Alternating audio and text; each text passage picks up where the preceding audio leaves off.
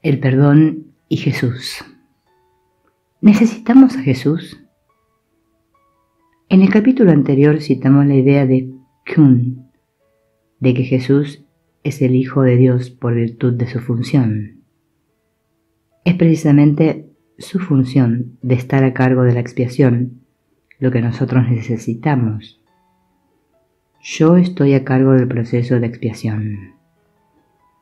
Mi papel en la expiación es cancelar todos los errores que, de otro modo, tú no podrías corregir.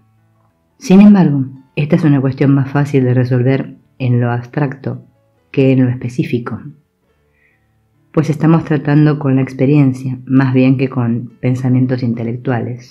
¿Quién es Jesús para nosotros y por qué lo necesitamos?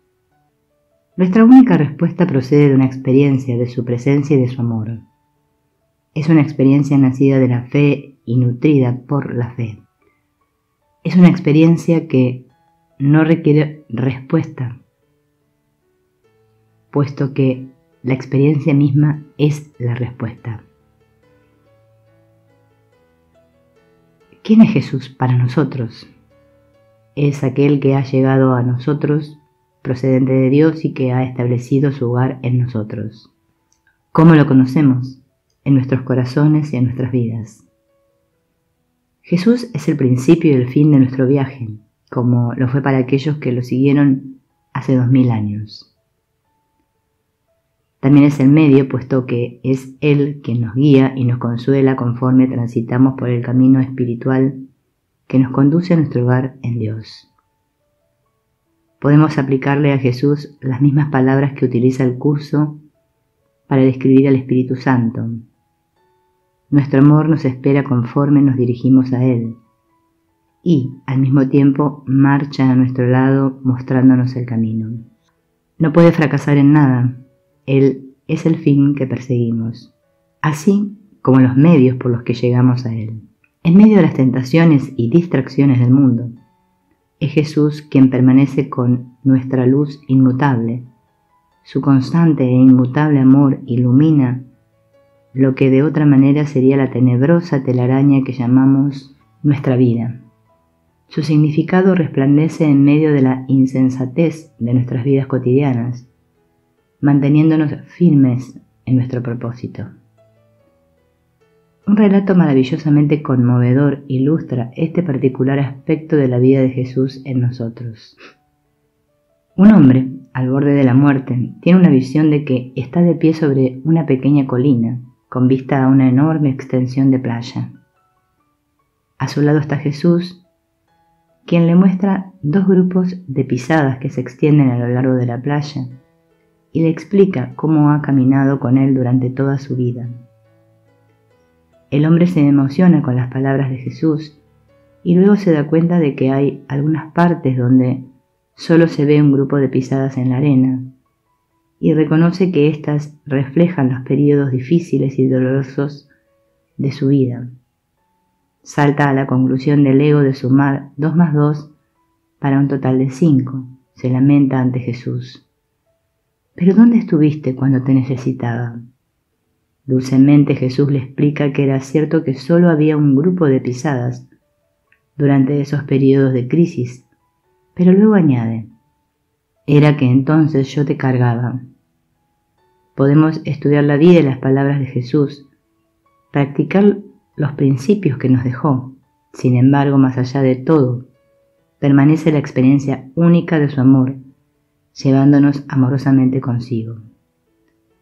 Esta sola experiencia le imparte sentido a todos los interrogantes que podamos levantar y a todas las respuestas que podamos recibir. Con Él, todo lo demás se coloca en su debido centro. Sin Él, nuestras vidas son un caos que supera nuestra capacidad para controlarlo. ¿Es Él el único maestro? El Evangelio no es tanto un mensaje, sino una persona que de por sí es el mensaje, y que se ha mantenido así por 2000 años. Si anhelamos enseñar y aprender este mensaje, solo podemos hacerlo a través de Él. Nuestra meta como apóstoles suyos es ser como Él, tanto como sea posible.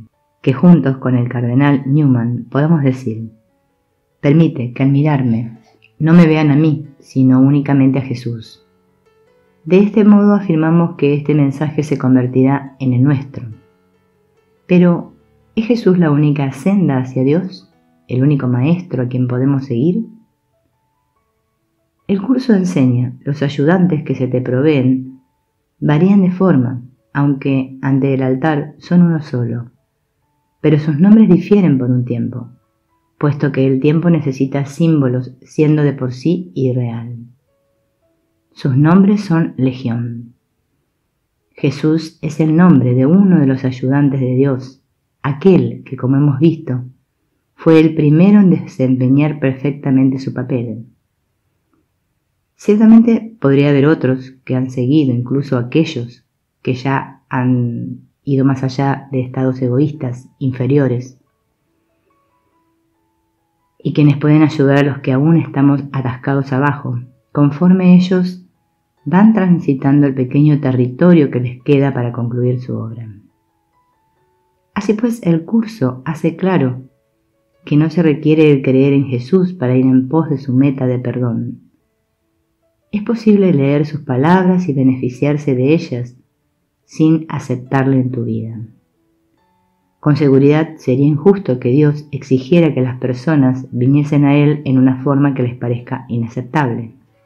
¿Podría un padre amoroso proveerle ayuda a sus hijos excepto en la forma que ellos pueden aceptar y entender? ¿Haría de la creencia en Jesús el prerequisito para la salvación, limitando así su voz a una forma específica, cuando solo el espíritu es real y la forma es ilusoria? Nuestro Padre llama al mundo entero que regrese a Él y al hacerlo llega a cada una de sus criaturas en la forma que le resulte de mayor provecho. Es el mensaje único de la salvación lo que es esencial, no la forma distintiva en que llega. Vivimos en un mundo de muchos símbolos y ningún grupo en particular puede satisfacer las necesidades de todo el mundo, como hemos visto. Un curso de milagros es solo una forma entre muchos miles, mas debido a que nos llega de Jesús, no puede apartarse de Él y permanecer como lo que es. Las ideas no abandonan su fuente. El curso afirma que nos extenderemos más allá de los nombres que el curso en sí emplea, y de ese modo hemos confinado nuestra discusión en este libro a estos nombres: Jesús, la manifestación del Espíritu Santo.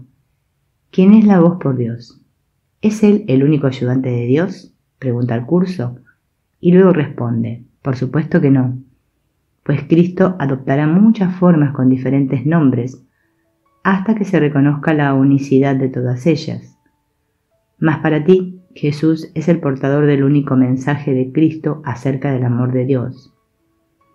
No tienes necesidad de ningún otro. En otra parte, el curso afirma: este curso procede de Él, Jesús, porque sus palabras llegan a ti en un lenguaje que puedes amar y comprender. ¿Puede haber otros maestros que señalen el camino a aquellos que hablan lenguas distintas y recurren a símbolos diferentes? Por supuesto que sí. Necesitamos un programa de estudios polifacético, no porque el contenido sea diferente, sino porque los símbolos tienen que modificarse y cambiar para poder ajustarse a las diferentes necesidades. Jesús ha venido a responder a las tuyas. En Él hallarás la respuesta de Dios. Enseña entonces con Él, pues Él está contigo. Él siempre está aquí.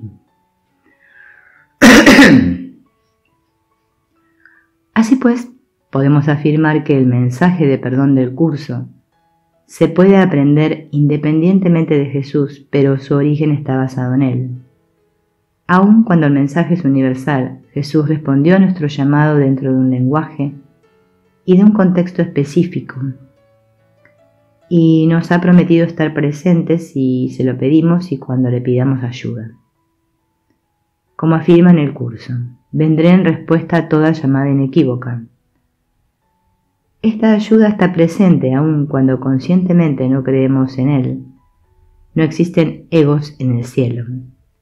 Hasta podría decirse que el deseo de Jesús sería que practicásemos su mensaje de salvación, aprendiésemos a perdonar y amarnos unos a otros, y que le dejásemos a Dios la cuestión de la fe en Él.